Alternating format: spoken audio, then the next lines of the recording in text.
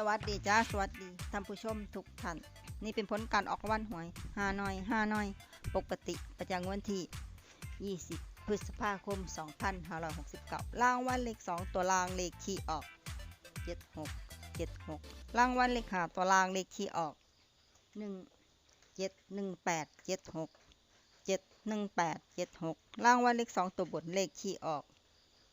68รางวัลเลข3ตัวบนเลขที่ออก568รางวัลเลข5ตัวเลขที่ออก88568นี่ก็เป็นผลออกรางวัลหวยฮานอยปกติประจำวันที่20พฤษภาคม2569ขอให้โชคดีมีชัยถูกหวยฮานอยปกติได้รับเงินกันทุกคนด้วยจ้าฝากไว้ในได้จ้ะซับสไครบ์กดติดตามและเป็นกำลังใจขอบคุณทุกท่านที่เข้ามารับชมและรับฟัง